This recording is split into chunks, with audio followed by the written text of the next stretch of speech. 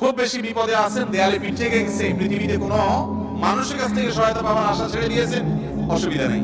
এই তিনটা আমলকে আপনি নিজের জন্য বাধ্যতামূলক করেন, ইনশাআল্লাহ তাআলা হেফাজত করবেন। জীবনে বহুবার আমি আমলটা করে দেখেছি, কঠিন কঠিন বিপদে আল্লাহ তাআলা কিভাবে উদ্ধার করেছেন আমি নিজে অবাক হয়ে গেছি, সারপ্রাইজ হয়ে গেছি। কোন বিপদে পড়লে দোয়া ইউনুস খতম করে দোয়া করা যাবে কিনা? ভাই, দোয়া ইউনুস এটা যে কোনো বিপদে পড়াটা হাদিস এবং কোরআন উভয়টি দ্বারা প্রমাণিত। কোরআনে কারিমে আল্লাহ রাব্বুল আলামিন বলেছেন যে ওয়া কাযালিকা নুনজিল মুমিনিন। ইউনুস আলাইহিস সালাম বিপদে পড়ার পর তিনি যে দোয়া করেছেন, লা ইলাহা ইল্লা আনতা সুবহানাক ইন্নী কুনতু মিনাজ জালিমিন, এই বাক্যগুলো পড়ার পর এগুলো বলে বলে আল্লাহর কাছে তিনি দোয়া করেছেন, আল্লাহ তাআলা তার বিপদ উদ্ধার করেছেন। বিপদে পড়ার পর তিনি যেরকম উদ্ধার হয়েছেন এগুলো পড়ে আল্লাহ তাআলা কোরআনে এই দোয়ার উল্লেখ করে, এই বাক্যগুলোর উল্লেখ করে এরপরে বলেছেন ওয়া কাযালিকা নুনজিল মুমিনিন, একই ভাবে তাকে যেরকম এই বাক্যগুলো, এই জিকিরগুলোর মাধ্যমে আমি রক্ষা করেছি, হেফাজত করেছি ওই বিপদ থেকে, মাছের পেট থেকে, একই ভাবে আমি মুমিনদেরকেও রক্ষা করব। নবী করিম সাল্লাল্লাহু আলাইহি সাল্লাম বলেছেন যে ইউনুস ইবনে মাত্তা তিনি যে এই বাক্যগুলো দিয়ে আল্লাহর কাছে বিপদ থেকে উদ্ধারের পথ খুঁজে পেয়েছেন, সেগুলো তোমরা পড়বে তোমাদের বিপদে আপদে। এজন্য বিপদ আপদ, বিশেষ করে কঠিন বিপদে আপনি যদি পড়ে যান তাহলে মুক্তি লাভের জন্য দোয়া ইউনুস বেশি বেশি পড়বেন। এর পাশাপাশি আরো দুটি আমলের কথা বলতে পারি যেটা আমার জীবনে বহুবার আমল করে দেখেছি, আমি হাতে হাতে পেয়েছি আলহামদুলিল্লাহ। এক নম্বর হলো দোয়া ইউনুস, আরেকটা হলো ইস্তেগফার। এটাও হাদিসে আসছে, নবী করিম সাল্লাল্লাহু আলাইহি ওয়াসাল্লাম বলেছেন মান লাজিমাল ইস্তেগফার, যে ব্যক্তি ইস্তেগফারকে লাজিম বানায় নেয়। লাজিম বানায় মানে কি? মানে পড়তেই থাকে, থামে না। টয়লেটে গেছে তখন শুধু বন্ধ, খাচ্ছে তখন শুধু বন্ধ, ঘুমাচ্ছে তখন শুধু বন্ধ, আর সারাক্ষণ পড়তেই থাকে ইস্তেগফার।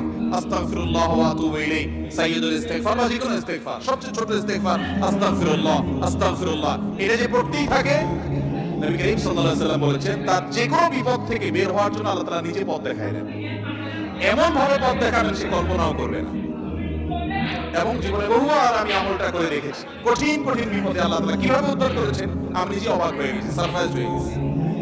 নাম্বার 3, দুরূদ। দুরূদের ক্ষেত্রে হাদিসে একই কথা বলা আছে, যে ব্যক্তি দুরূদ বেশি বেশি পড়বে ওই ব্যক্তির সমস্ত পেরেশানি থেকে মুক্ত হওয়ার জন্য এই দুরূদ যথেষ্ট হয়ে যায়। তাহলে তিনটা আমলের কথা বললাম, দোয়া ইউনুস, লা ইলাহা ইল্লা আনতা সুবহানাকা ইন্নী কুনতু মিনাজ জালিমিন, আরেকটা হলো ইস্তেগফার বেশি বেশি, আরেকটা হলো দুরূদ। খুব বেশি বিপদে আছেন, দেয়ালে পিঠ থেকে গেছে, পৃথিবীতে কোনো মানুষের কাছ থেকে সহায়তা পাওয়ার আশা ছেড়ে দিয়েছেন, অসুবিধা নাই। এই তিনটা আমলকে আপনি নিজের জন্য বাধ্যতামূলক করেন, ইনশাআল্লাহ তাআলা হেফাজত করবেন। তবে দোয়া ইউনুসের আমলের উপকারিতা পাওয়ার জন্য সেটা বিশেষ কোনো সংখ্যক বার পড়তে হবে কিনা, এই ব্যাপারে কোনো হাদিস থেকে কোনো সংখ্যার, বিশেষ কোনো সংখ্যার কথা উল্লেখ নাই। যত বেশি সম্ভব পড়বেন। দুনিয়াবি কোনো বিষয় হাসিলের জন্য অভিজ্ঞতার আলোকে, রুকিয়া হিসাবে, ছাড়ফুক হিসাবে, বা দুনিয়ার কোনো কাজে আল্লাহর কাছে প্রার্থনার অংশ হিসাবে তাজরিবা দ্বারা অনেক আমল, যেমন ঝাড়ফুকের মধ্যে যেরকম, রুকিয়ার মধ্যে যেরকম বিভিন্ন আমল, আয়াত, হাদিস সংখ্যা ঠিক করে আপনার উলামায়ে কেরাম করে করে সেটা তাজরিবা পেয়েছেন, ওই আলোকে করা যায়, সেভাবে করা যেতে পারে। কিন্তু সওয়াবের আশা যদি হয় যে এত সংখ্যক বার পড়লে এটা হবে, তাহলে সেটা হাদিস দ্বারা প্রমাণিত না। আর মৃত ব্যক্তির জন্য যদি হয় তাহলে তো সেক্ষেত্রে আরো এটাকে সংখ্যা ঠিক করে করার কোনো গ্রহণযোগ্যতা নেই। কারণ সংখ্যা যদি হাদিস এবং কোরআনে উল্লেখ না থাকে, আমরা কেউ সংখ্যা বসায় দেওয়ার অধিকার আমাদের নাই। বিশেষ করে মুর্দার জন্য যে খতমের সিস্টেম আমাদের দেশে প্রচলিত আছে, এই সিস্টেম বেদাত, এবং এতে কোনোভাবেই মুর্দার কোনো উপকার হবে না। যেই বেচারা পড়াবে তার আমসালা দুইটাই যাবে। কয়েকদিন আগে দারুন দেওবন থেকে ফতোয়া বের হয়েছে এই বিষয়ে, বিশেষ করে কোরআন কারীমের খতম করানো হয় যে সেই বিষয়ে।